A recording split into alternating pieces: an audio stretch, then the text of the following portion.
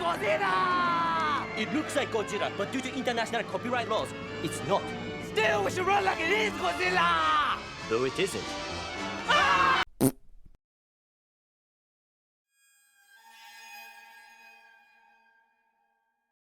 So next we head off to Entropy, and pretty much everything is different from the normal game. This is a pretty good indicator that this is when the story takes a major turn. As always, the monsters are different, every tile is now different, and the music is different. So as usual, he starts off with the question mark tile. Unfortunately, none of the questions are particularly funny this time. I mean, do you like ice cream and do you like clowns are kinda out there, but the rest of these seem almost story relevant, potentially foreshadowing. I like how he answers no to does life have any real meaning. Once again, the last question he asks dramatically changes things. Do you like Mothra? He answers no, because, Mothra sucks shit in this game, and Face says, too bad. When he goes back to the main screen, his other monsters are gone, leaving only Mothra. As the author says, Face giveth, Face taketh away. So with no other options, he picks Mothra and heads towards one of the new forest levels. This level, honestly, isn't all that interesting visually speaking. It's just a forest and most of the textures look like MS Paint with the spray paintbrush, but whatever, the enemies are the real star of the show in this pasta anyway. You got these weird things that look kinda like Macrochenia, these weird raptor things, and a sloth with a butthole for a face. He finishes that level and selects one of the new levels, a TV screen. The result is... Let's keep going. So he picks another kind of stage, the hourglass, and everything is properly time-themed. There's also these hourglass items to pick up that change how fast time moves and what kind of enemies show up. For instance, the green hourglass makes time run normally and shows regular enemies from the game. The blue one slows down time and shows enemies from prehistory. You got like a woolly mammoth, a triceratops, an archaeopteryx, a dunkleosteus, and whatever the fuck this thing is. I like that the author says he doesn't know much about prehistory, and yet the sprites are clearly based on real and some obscure prehistoric creatures. Like I was complaining about in my Sonic.exe video, this guy knows when to separate the author's omnipotence with the character's lack of knowledge on the subject. The future enemies are more of the weird alien creatures that the author is best at. You got this thing, whatever that is, this thing, and Hillary Clinton. Then he fights a weird future mini-boss and moves on to a toxic waste dump. I think this level has some of my favorite enemy designs. A lot of enemies are this really muted teal, others are a sickly green, and others are brown or red.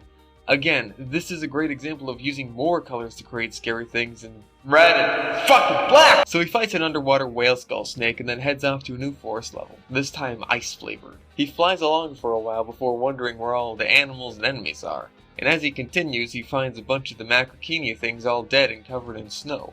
One of the butthole sloths is walking around like a gorilla in a winter coat before being brutalized by some of the raptor things. As he keeps flying, he even sees some of the raptors fighting each other, but he doesn't even stick around to see who won. Come on, guy, are you a fucking monster movie fan or aren't you?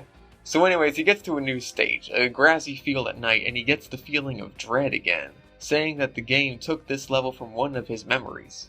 Unlike the previous time, I think it's actually more appropriate for him to be feeling the sense of dread since this is the point where the story takes a major turn, but I think I'd save the mention of the game making this level from his memories until after he beats the upcoming boss. So anyway, the moon hangs over a lake, then cracks like an egg, and a little gray fetus thing pops out into the water and turns into this. It's the most difficult fight yet. It's so difficult he only has time to take the initial screenshot of its appearance, but he does barely manage to beat it. Then he drops a big fucking bomb. When he was in middle school, he had a girlfriend named Melissa who had a mental disorder where she would basically go into these fugue states.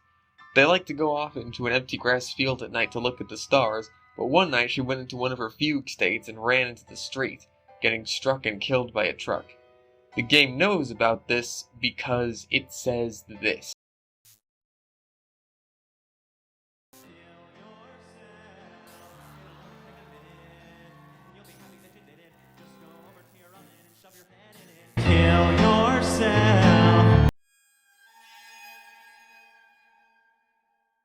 So our main character is understandably pretty fucking terrified that the game seems to know something about him that's deeply repressed and intimate. It's a far cry from most video game pastas where just the imagery of classic childhood characters covered in blood and guts is enough to leave people in this state. If that was the case, you'd think those edgy YouTube videos where classic childhood video game characters are covered in blood, guts, and tits wouldn't get 100 million fucking views, are you kidding me? So he comes to the conclusion that the game must be alive, or it forms some mental connection with the player or something. It could probably be haunted or something. I mean, it was talking about someone who's dead and all. He spends a bit of time rationalizing why he should keep playing, and although the story is getting pretty cliched here, at least he is trying to rationalize it. Sonic.exe and Blood Whistle especially, both fail to do this. One thing I don't like is how he treats the game pretty casually until something else goes wrong. You just found out this game can reach into your horrible repressed memories, but hey, this fish guy is kinda weird, right? So he presses on. He goes to this kind of maze-like level that seems to be designed for just Mothra. There's a shit ton to look at in this one stage. Lava hazards, more weird enemies, and this thing. Then he sees one weird creature that isn't gold who gets grabbed by a flying machine and dropped into a contraption that turns him into gold. Everything is gold in the future. Next there's a blue cliff stage where these weird porous things, I don't even know what these are. Also, they commit mass suicide by jumping off a cliff. Fun. There's more alien monsters, and birds swoop down and grab little sponge head things. There's a boss eating a whole line of the things that he eventually kills too before heading off to the first boss of the level, Batra. He starts off in a larva form, kinda like Biollante with his first forms, then turns into his moth form. Apparently the game has also quietly buffed Mothra while he's been using it. That kinda takes some of the tension away since the whole point seemed to be that he was forced to use a monster that wasn't very good, but whatever. He's apparently having a lot of fun in this boss fight. It's a nice distraction from the whole game knows about my dead girlfriend thing.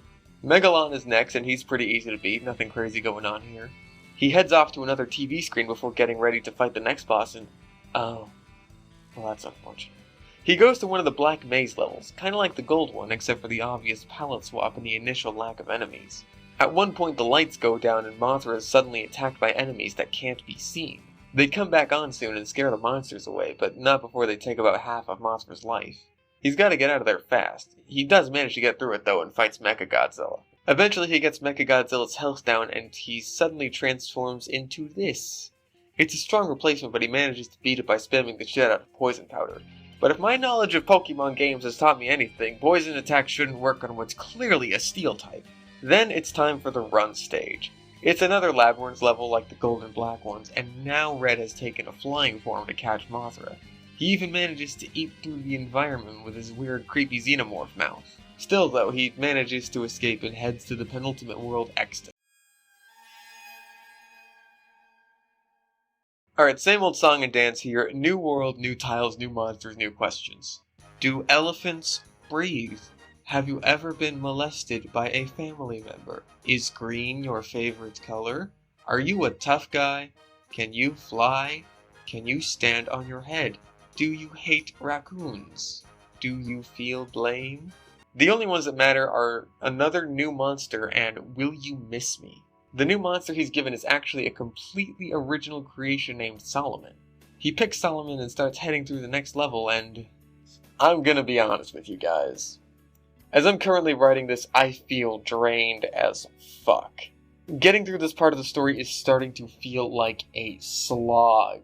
It's getting increasingly repetitive and there isn't as much to keep me going as there used to be.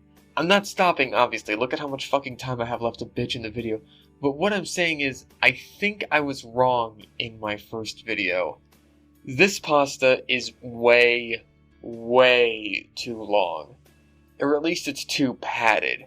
We've hit a major revelation point in the last world, and it still feels like business as usual, like what we saw in the first video. If you were to look at the typical dramatic structure of a story, there's the curve of the rising and falling action. This story doesn't follow this curve. In fact, I wouldn't even call it a curve. This is just bizarre. I'm honestly kind of concerned that these videos won't be that entertaining because I don't have much to say besides this play-by-play shit. I can't analyze the enemies or world because they seem to be more style over substance. It's a good style and I'll keep singing the artwork's praises, but I need more than that to keep me going. Something I'd really like is if the enemies' designs reflected the story and gave information to the reader, kinda like in Silent Hill games. but that's not the case. They're just surface level cool designs. Honestly, if I was just rereading this casually and not doing a video on it, I'd probably have stopped by now. What I'm saying is, the beginning of this world just feels like retreading, and it's not interesting enough after all the other shit we've seen. I'm going to abridge this even more than I already have until we get back to the good shit. I hope you're okay with that. I'll at least explain a bit about Solomon, because Solomon's actually a pretty cool monster. He can fly, kick, slash with his wings, and apparently he has a heat beam. He goes through a level where you have to find a gem with Solomon, and gets this. Apparently it shows up every time you beat a stage with it. I like it, it's kind of charming actually. Next there's a desert stage with some ants and lizards and Stargate shit that summons super lizards. Solomon goes through a tiki stage that I'm pretty sure is an attraction at Disneyland, and then we're treated to eagle tits. Okay. Next there's a city level where Godzilla can actually stomp through a city and destroy buildings like what you'd expect from a Godzilla game. Then there's a level kind of like a weird secret lab with these red xenomorphs that jump out of the test tubes and spook you. Ooh. Then there's the heart stage. I don't want to talk about the heart stage anymore. Let's move on to the boss fights. He fights Gorosaurus and Kumonga without issue, and then we get to the sink head. Do you get it? I get it. Next he's preparing to fight Ghidorah's replacement, only to be thrown into a late-game boss rush, my fucking favorite. Our old friend the Skeleton with the minigun dick even shows up again. Ghidorah's proper replacement appears as a humorously small Dora, who then transforms into a samurai helmet and combines Gurren Lagann style with all of the other bosses. Helmet even looks like a dang Gurren Lagann helmet. They're basically the same person. Have you ever seen them in the same room together at the same time? He does eventually beat the monster and heads off to what he thought would be the red stage, only for it to be a totally different stage, a graveyard. He walks along for a while expecting Red to show up, only to come across this statue that he describes as a sort of blue angel. Just then Red appears, but the angel blocks his way, allowing Godzilla to escape. After escaping from Red once again, he says, "You will pay," to which Red responds,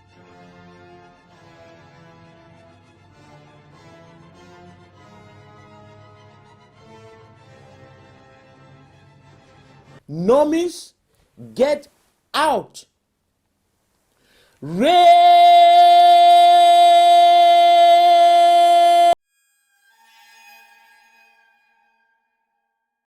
Okay, last world, here we go. So immediately we see things are much more different than they were before. The TV screen is cracked and there's levels that just have the word kill over and over again, and whatever these globs of madness are. Okay, so time for more wacky questions with Face. Oh, well, that's not wacky at all. Well, that's actually quite sinister. So yeah, this is basically what Face meant last level by "Will you miss me?" I honestly kinda got used to Face and was sorta sad to see him go at this point. Once the nightmare with Face is over, he goes back to the main screen and finds out that he has a new monster. Though upon trying to use it, he's just greeted with "No," and the monster is locked off. Then the TV screen is a charred corpse with hellfire blazing in the background. If we go back to this dramatic structure chart I made earlier, it's pretty easy to see this is where we start getting into the madness section. Even our main character is really confused and doesn't seem to understand why things are happening. He mentions that he does consider just quitting the game, but he feels the game owes him some answers after bringing up Melissa, which, yeah, is actually a pretty fair point. I mean, it's not like the game has shown any signs that it can be harmful to play. It's shown signs of being possessed or haunted, sure, but not really by any means dangerous. So it's not like you should really be scared of it or anything. Anyways, once he starts up the first level, we start getting some really cool monster designs. These ones wouldn't feel out of place in Silent Hill, they just look awesome. He comes across another angel, this time red instead of blue, which summons a shitload of monsters instead of saving his ass from red. He's able to kill it before moving on to one of the levels labeled with kill. It's a series of surreal platforms made out of the word kill, even the mountains in the background are made of kill. The monsters here seem more like jumbled up hodgepodges of other Godzilla monsters. The level shifts and looks like a distorted mess of just red. The surreal atmosphere is strong here. I wish it would have gotten to this faster instead of dicking around the last few worlds. Also, there's this thing. He kills it and goes into a water world filled with a bunch of completely normal sea creatures. I like this one that looks like a goblin shark. There's also some corpses floating around that suddenly spring to life and attack him, which reminds me a bit too much of that part in I Hate You, where Mario bodies attack the main character, but I don't think that's this story's fault. He continues and stumbles across this. I don't know what to make of this. Let's just keep going. As you might expect, it gives birth to a clown harpy that spits needles and shoots fire from its eyes. Women. Am I right, fellas? He then goes to the level of hyper-realistic meat. Thankfully, the term hyper-realistic never once comes up in this pasta, as it shouldn't. The style here is very organic. It reminds me a lot of Username 666. The video, you know, not the shitty pasta. The monster designs here are bizarre and downright disturbing, to the point where Godzilla stands out like a sore thumb in the midst of all this red chaos and it becomes almost comical. Look at him. Look at how confused the poor bastard is. He fights a weird pig skull boss and moves on to the last level. Lots of Satan centaurs appear and start whipping him like the kinky bastards they are, so he starts booking it. Also, an interesting detail that I'd like to note is that the fire in the background does actually change from screenshot to screenshot. So it's like it's an actual animation in the background and not just a still image copied and pasted from one screenshot to the next. I like this lava monster here. He's just like, come on, guy. The monsters here definitely feel more like demons than anything else, and the whole atmosphere definitely gives off a hellish vibe. He fights one more end of level boss and heads off to the actual bosses. First up is King Ghidorah, who, after taking some damage, transforms into Mecha King Ghidorah. Also, for some reason, the music in the background changes to the Super Godzilla Mecha King Ghidorah fight. Getting some bad memories from when Sonic.exe did the same thing to ill effect. I mean, at least it's relevant in this case. It's not just like, oh, and then Earthbound music played for some reason. But it still bugs me. He's able to defeat Mecha King Ghidorah with Solomon and moves on to Destroyer, who goes through some evolutionary stages like some of the bosses before it. After mashing the shit out of him, he goes down too. Then it's time for the final stage, a stage with Red's face, which leads to a final boss showdown with Red. Okay, the finale, the part everyone's been waiting for, and the part that almost everyone has a problem with. Well, not this first part so much, but I'm getting ahead of myself. Okay, so he starts fighting Red with Godzilla. Now previously, Red's attacks in the run stages were one-hit kills, but I guess the developers decided that was too OP and nerfed him in the latest patch. However, they added the effect that when Red hits Godzilla, our main character feels it too. This is probably one of my least favorite video game pasta tropes. I don't like it when there can only be tension if the main character's physical body is in mortal danger. Like in Ben Drowned, our main character Jedusable is psychologically tormented by the ghost in the cartridge, and the result is much stronger than if he were to simply be attacked by a spooky ghost. Woo! Instead, he tries to just leave the game like a normal person would at that point, but finds he's also completely paralyzed in his seat and has to keep playing the game, like JonTron in the video for Banjo-Kazooie Nuts and Bolts. In addition, his computer is now taking screenshots of the game completely on its own, so I guess Red's possessed his computer now or something. I'm having a bit of trouble suspending my disbelief this much. I mean, our main character already had a reason to want to finish the game. The only reason he's being forced to keep playing is because out of nowhere, Red decided he can just cast paralysis and hurt him. Is the conclusion already not tense enough? Also, if getting killed by Red will kill him or harm him in real life, why didn't he experience anything when Red initially killed Godzilla the first time he went into a run stage and didn't pay attention? Regardless, Red basically tells him that, much like the Highlander, there can be only one and then the fight resumes. I like this frame of Godzilla just straight up decking Red in the face. He looks legitimately surprised by that. Red is pissed at that and is just like, Come here! Come here! I'm gonna get you! I'm gonna get you! Red has a lot of moves. He's basically a fighting game character. Or at least he would be if he didn't have undodgeable bullshit attacks like this. Red transforms into his Ocean Man form before the timer runs out and our main character switches to Anguirus. As he's fighting, Red fucks off for a bit and just starts dropping mines on him like a little bitch. Our main character brings up that if he's just gonna cheat like a little bitch and drop mines on him where he can't even reach him, like why would he even bother just letting him use the controller? But Red says that apparently doing so would be breaking the rules. He keeps holding out though until Red is forced into his flying form and it's Mothra's turn. Which is a terrible fucking idea because Red demolishes Mothra and then fucking eats her. This would be really cool as a consequence if the author didn't decide to go for the whole game is trying to kill me angle. Having your monsters die forever if they're killed, completely losing all the potential utility for the future so you might never get the answers you want? Yeah, that works for me. Adds to the tension and creates the real threat of a game over scenario. Regardless of my wishful thinking, he switches to Solomon to fight off Red and the two have a dialogue. The history between these two characters isn't really expanded upon. I mean, Red and Solomon are the only two major original monsters in the story, but I don't know how they're related or why Red considers him a traitor.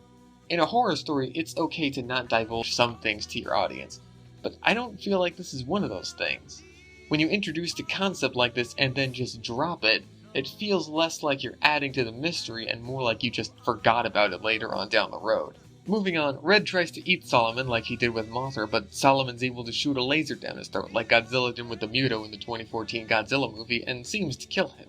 Except Red still has a final form to go through. At last, the final full chapter of the story. The ending everyone brings up every time they talk about the story. The caveat. I like the Godzilla video game creepypasta except for the ending. Let's get into it. So the situation is looking pretty grim at this point. Our main character barely managed to get past Red's first form, and now he's got 3 half-dead monsters to fight this eldritch horror. Solomon barely manages to put a dent in him before he's burned to a crisp and smashed under Red's giant foot. Anguirus meets a similar fate while hardly scratching him. Red reveals that he knows the main character's name, Zachary. He asks how Red knows his name, and Red says that he's known him for a long time, and he's the one who killed Melissa. And I immediately have some questions. Okay, so we know Melissa was a girl who had these weird psychological episodes over the course of her life, or at least as long as Zachary knew her. She suffered from one of these episodes when she ran out in front of the truck that killed her. The story is implying that Red is the one who caused these episodes, but 2 questions. How and why?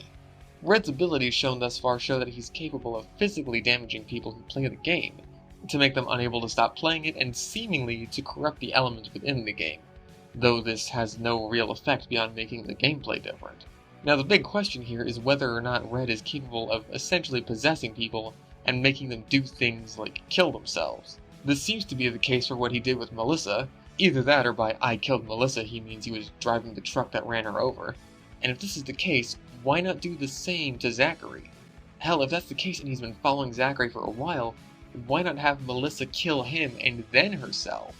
On that subject, getting to the why didn't Red just kill Melissa like how he's trying to kill Zachary now? What does Red get out of giving her these episodes only to have her kill herself anyway?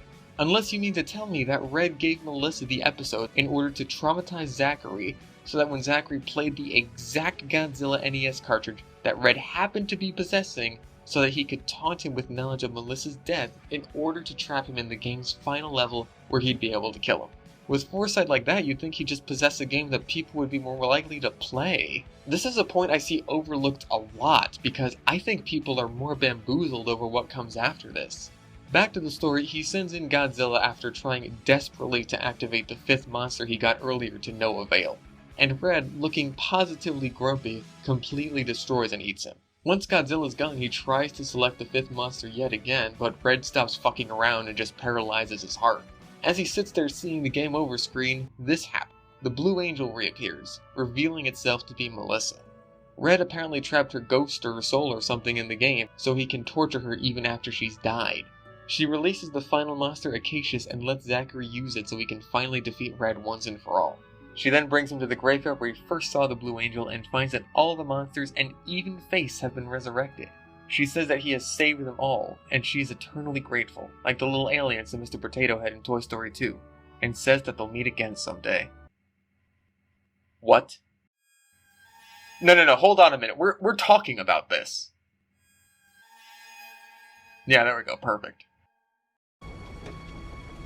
My first girlfriend was possessed and subsequently murdered by an evil demonic entity that inhabits a video game cartridge and had her soul trapped within the same video game cartridge to be tortured for all eternity. That's rough, buddy. Okay, so this is the thing that everyone always brings up whenever they talk about this pasta. How they liked the story and thought it was pretty good until the whole dead girlfriend thing happens. And yeah, I'm kind of in that boat too. Honestly, this is the part I was least looking forward to talking about because, man, it really weighs down the story. I mean, the length of the story, the weird pacing and structure, those were gripes I had, sure, but they weren't that big a deal. This hurts the whole story because everything ultimately centers around it. My biggest problems with it are, for starters, its tonal inconsistency with the rest of the story. Everything prior to this was surreal, and every so often, especially towards the end, disturbing. This whole sequence, however, is really bright and hopeful, dare I say cheesy. Even Face is bright yellow and has a big ol' smile on his, face. I'm not saying that this kind of atmosphere can't exist in a horror story, but it's such a 180 that happens so fast and leaves you reeling. Preferably though, and this is my second biggest gripe, is that it could have been made scary or at least unnerving. Even a happy ending, or at least having the hero come out on top, can have horrible implications. It's the horror punchline I've talked about before. It can work with a relatively happy ending. I'm going to take an example from a series I sure bring up a lot on this show, Tribe 12. At the end of the first season of Tribe 12, oh, by the way, spoilers if you haven't seen it, our main character Noah is confronted with the prospect that on the night the video in question takes place, he's going to die with none of his questions answered, with people having died because of his actions and being unable to avenge the death of his cousin. However, obviously that would be a really unsatisfying conclusion to the series, so he doesn't really die. What happens is that he does wind up being saved by someone in a manner that's actually quite similar to what happens here in Godzilla NES. Even down to the screen distortion once the villain's talking about how dead he's gonna be. He winds up being saved by a future version of himself, or maybe someone from an alternate timeline, it's not 100% clear yet, who has joined the collective. Noah survives, but he learns that one day he's going to lose and become one of the monsters that's been ruining his life for the past several years. It's a terrifying revelation for him, especially later in the series once his future self's actions and motivations are made more ambiguous in a way that makes him seem like at least a real dick. He eats rotten bird and slices his hands open with a knife. He's not list of people you want to be, not this guy. The point is, he's taken a step forward, but 2 steps back. In Godzilla NES, a horror story, we're left with what can only be interpreted as a happy ending on all fronts. It doesn't seem like Melissa's ghost is still in the cartridge or that Red can torment her anymore, and all the monsters that died just came back anyway. Ultimately, it leaves a sense that everything that took place before had no consequences. Zachary has been hit hard by the events that took place, sure, but Red is gone. Melissa's spirit is at rest, and he's not going to be in danger anymore. Life will continue as normal for him. Hell, it only took 3 weeks until he was able to feel comfortable enough to write about everything and post it online. I think he'll get over it. To make a smaller point, Melissa suddenly gaining control over the entire game to the extent that she overpowers Red when she was unable of doing the same before feels like something of a deus ex machina. I mean, Red does briefly mention that there are rules that he must follow, and it's implied that he broke one when trying to kill Zachary by paralyzing his heart, but the story doesn't really go in depth on that, and in the wave of exposition that Melissa gives at the end, she couldn't find the time to explain that. The whole situation here reminds me of a movie that you probably all forgot even existed. Hancock. You remember, the Will Smith movie where he plays a drunk asshole with superpowers? Hancock had a really great premise and a solid opening half, but once the actual climax happened, it felt like a completely different and totally worse movie. Instead about some dick with powers learning to become a better person after shoving some dude's head up his own asshole, it became about some girl and it's a serious love story and they can't be too fucking close to each other or they'll die? What? There's lots of movies and stories like this with really solid premises and openings, but the endings leave you wanting so much more. Movies that start off good but have a bad ending didn't do so hot in the Google search results, it just led to a bunch of shitty fucking BuzzFeed lists. So I'm just gonna call this the Hancock effect, and man, does Godzilla NES suffer from it hard. I really hate the fact that I have to dislike this ending, because if the story was trimmed a little bit and paced better, it could have been so much better. This could have been one of my favorite pastas. But even then, with all this, it's still one of the better video game pastas I've ever read. I don't think this ending completely ruins the experience of going through Godzilla NES for the first time. Red is still awesome, the sprites and artwork are cool, obscure kaiju gets some much needed representation. Unlike so many other stories I've read, especially video game pastas, there is a lot of quality here. I think as much as I really don't like this ending, I don't think it warrants something as extreme as deleting the story off the wiki for a lack of quality. I still enjoyed myself for a lot of the story. So, to save us some time, I'll just say that the epilogue doesn't really explain any of the questions we're left with and simply informs us of Zachary's current mental state, his dead-end trail to find out where the game came from, and what he wound up doing with the cartridge. Because he doesn't want to risk anything by playing it again, which makes sense, and because he doesn't want to destroy it based on everything that happened with Melissa inside the cartridge, he instead decides to sell it on eBay, the source of all mankind's evil, so he doesn't have to deal with it anymore. It leaves the story open for a sequel, which, guess what? It has. I haven't read it, and I'm not going to spend even more time this season on the continuation, simply for the fact that I don't even think it's finished yet, and also I'd like to cover other stories sometime this year. So, for all intents and purposes, for right now, we're done here. Although, not quite. JokasDroid here on YouTube found my video and commented twice on it. But anyway, to get to the point, he's in the process of turning the Godzilla NES Creepypasta into a playable game. I'm actually really down with this because a big problem I had with the story was how it dragged in the middle. And that problem is a moot point if it's a game you're playing. And even more importantly, you can help him out in making it. He has a Discord server linked on his channel that I'll also put in the description that you can join if you want to help with the development. I'm not exactly good at pixel art, music composition, or coding. Coding especially is a foreign fucking language to me. But if you're good at those things, I think you should absolutely help this guy out. I'll definitely play it for the channel once development gets far enough along. So, I think that's everything I wanted to cover for this one. Godzilla NES is a fun, although lengthy pasta with a somewhat cheesy ending that holds it back, but a story that I think deserves its spot on the wiki more than some stories I've had the misfortune of reading recently. Check the description for all the songs and video clips I used here.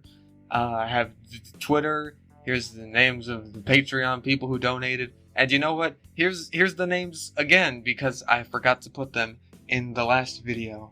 So sorry about that. I mean, I mentioned their names. I mentioned all three of their names, but I didn't put their names in the fucking credits like I promised I would. But yeah, that's it, everyone. Thank you for watching, and I'll see you next time. Wait a second, next? Why is there a next page after the epilogue? Does this lead to the sequel page or something? Where the fuck is this going? The fuck? Since everyone hates the ending to this story, I took a little time and made an alternative one. I personally find it to be a big improvement. And it was then that Red revealed his true form. He was John Madden all along.